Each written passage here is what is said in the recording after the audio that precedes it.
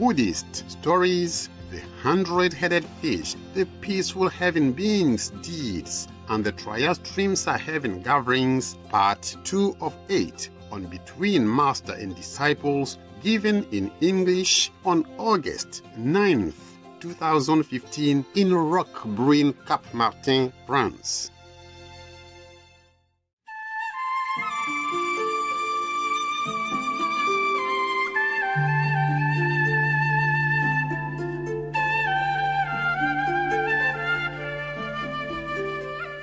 So, on the bank of the river where the Buddha and the Sangha rested, on the way walking to the neighboring country, no wonder my eyes feel funny. So I put this one there, it's big.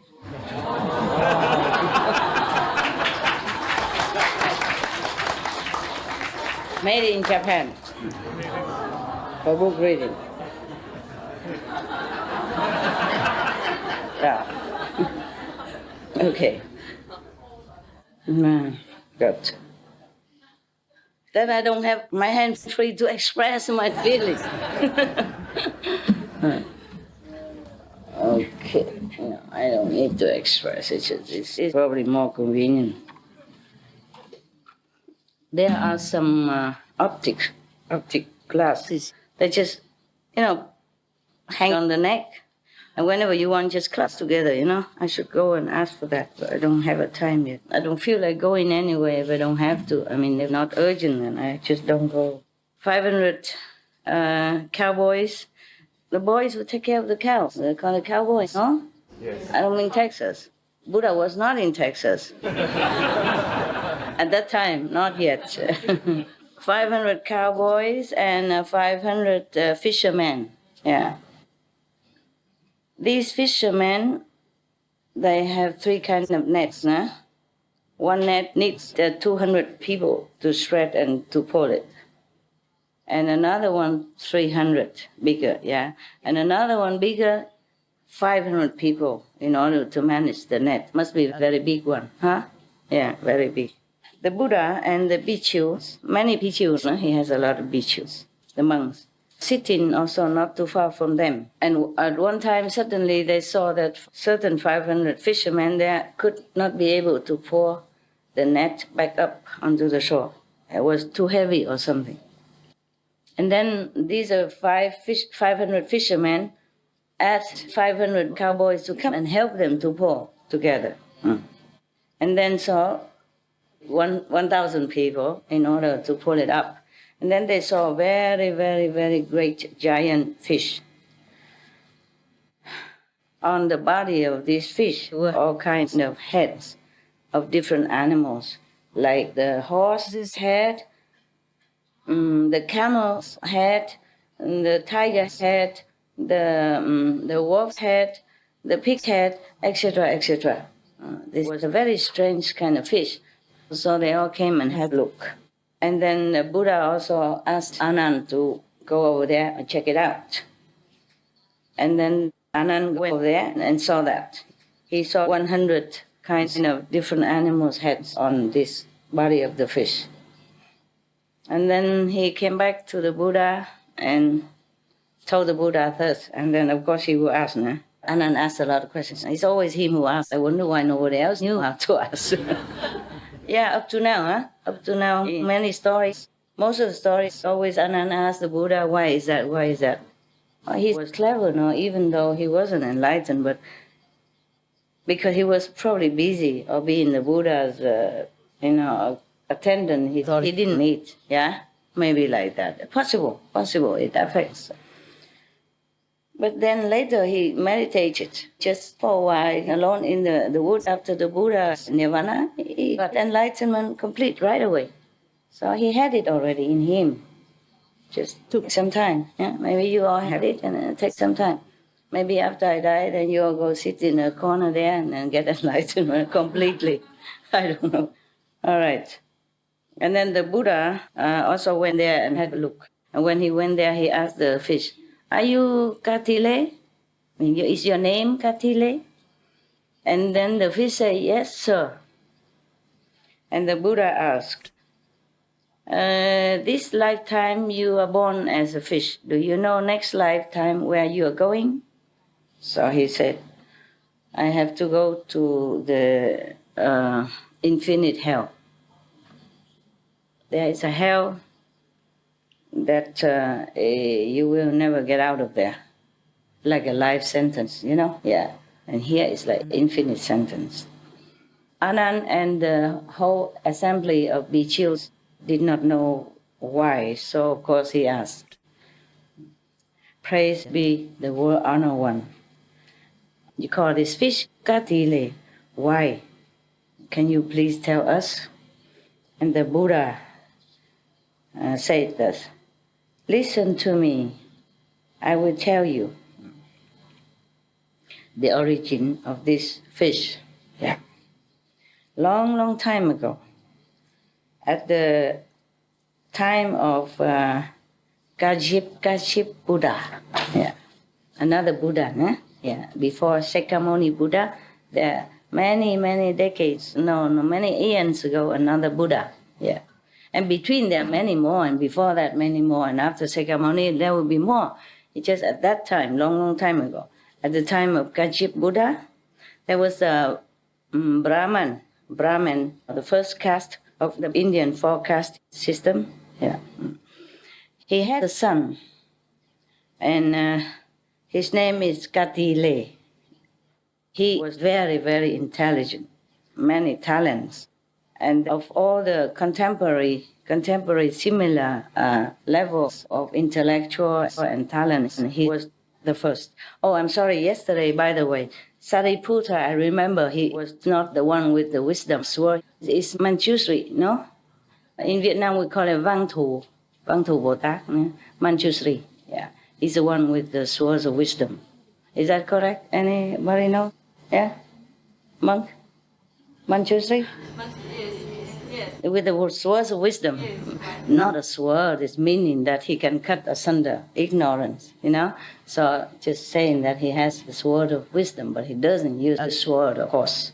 He doesn't have to use any sword at all, right? Yeah. So Manjushri is number one wisdom. I guess it's not Sariputta. Sariputta is something else. I'm sorry, I'm not a very good Buddhist. I learned some sutras, but then I went to the Himalayas, and then busy meditating, and then busy with you all this time. I had no time to study much. Yeah. I did know before. I did know many. Just I forgot. Nah?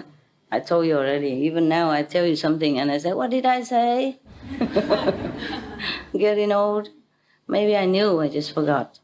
What is Sariputta? Here. What about Sariputta? The first one get enlightened? Attain the wisdom. He's the first attain the wisdom. Yeah, he's the first one, but he's not with...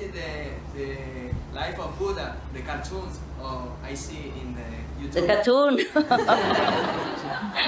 Yeah. Okay. So it's Manjushri. Manjushri is Vang Thu, huh? Is I Vietnamese here? Vietnamese Buddhist? Vang Thu Sư Lợi Bồ Tát. I think it's Manjushri. Maybe I read some more of the other sutra later to clear his name. But Sariputta is not like, it's not the one with swords of wisdom. Okay, at that time, this boy, Katile, was the best in the contemporary world at that time. But concerning just the worldly intelligence and knowledge and talent. But compared to the monks of the Buddha, then he knew nothing. Yeah, he knew nothing about all this Buddhist teaching, of course. Okay. When his father died, he said to him, my son, you should remember, don't ever try to go and make a discussion or debate with the monks of the Buddha, because these great beings, they have deep and wide wisdom. You can never compare. So don't dare even go near. All right. Okay. So after his father died, he was still in school, continued to study. And in the whole country, he was praised as He had eloquence, number one, in the whole country. But he never went out and tested his eloquence with the monks of the Buddha. And then his mother saw that this was one of his weaknesses, so she came and told him, "You are a very intelligent person and very highly educated. Who is better than you?"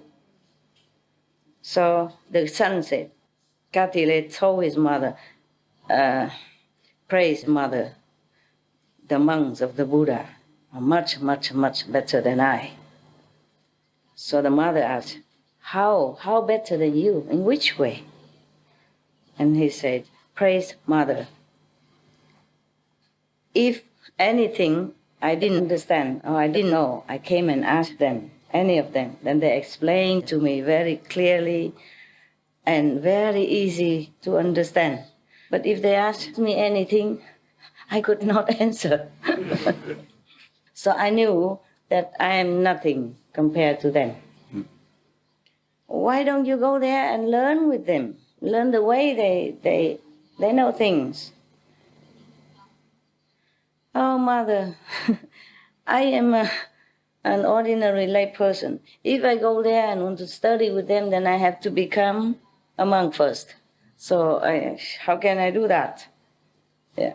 "Hey, very easy. You just fake to be a monk. And then after you learn everything good already, then you come back to me. No harm done." Wow. Praise mother. I will do that. After a while, he bought some clothes, wrapped around his body and bought a baking ball. He went in there to the assembly to study with the monks. There were so many monks at that time with the Buddha, so nobody checked who is who. And as long as you shave your head and had a baking bowl and wear saffron robe, then everybody accepts you as a monk. So of course he was already very intelligent. After a while, he remembered everything inside. He learned everything, understood everything. Yeah. And then one day he went back home to have a visit with the mother. The mother asked him, "Did you study well already? Are you better than all the monks already?" Study well may be okay, but better than the monks must be dreaming. So they say, "Praised mother, beloved mother, concerning the education, I am the same as them." Meaning he's learned everything from them already, so he thinks it's the same. But in meditation, I am very, very low. Why? How do you know that you're low on meditation? Beloved mother, because meditation is very difficult. And it's not just sitting, but inside, must know the inside, a vision. And it's very mysterious and very deep. I try a lot, but I cannot do like them. I want to understand the meditation inside. I cannot go inside. I cannot penetrate the essence of meditation. It's not just sitting. Probably he didn't learn the initiation. You see, he just came in, but he didn't know that he has to go through initiation, not just being a monk. Yeah? He didn't know that. Yeah. And of course, if you meditate or you initiate it, you don't ask the sister nearby, "Are you initiated? How do you initiate?" And even then, the sister won't tell you. This has to be with the Buddha or the appointed monks, in order to be initiated. Therefore, if we talk about this meditation or visions and whatever, inside, I'm always lost. I never won any discussion on this topic. Okay, the mother said, from now on, whenever you discuss anything with the monks and you have lost and they have won, then you just scream loudly, you just slander them, you just call them, you just, degrade them. Yeah, just to cover up, yeah. Okay, so the son asked the mother, "Mother, but all the monks, they are practicing compassion and mercy. They haven't done any sinful things. Why do you tell me to scold them, degrade them, and yell and, humiliate them? Why? So the mother said, if you're louder and you scream and you yell at them and you degrade them, then you win. And they won't know what to say. They wouldn't know how to answer that. They wouldn't yell at you, they wouldn't degrade you back. That means you win. Oh, God. What a treasure of ignorance. Yeah, by the way, I forgot to tell you. When you wash your hands, you wash oil into the bucket, right? And then use it for the toilet, right? Or not? Yes. You save water, right? Yes. Okay. Another thing,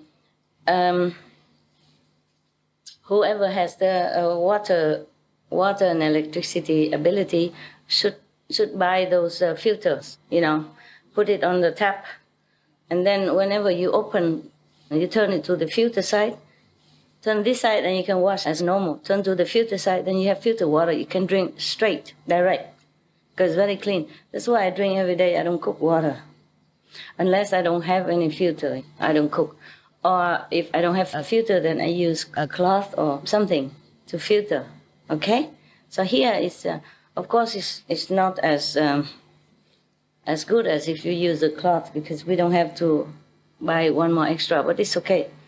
One filter like that attached to the tap, you can use for 3 months, regardless of how much water you use.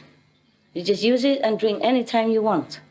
Just go in the bathroom, turn on the tap, push it to the filter side, and drink. I do that all the time. Okay? The more simple, the better, that's all.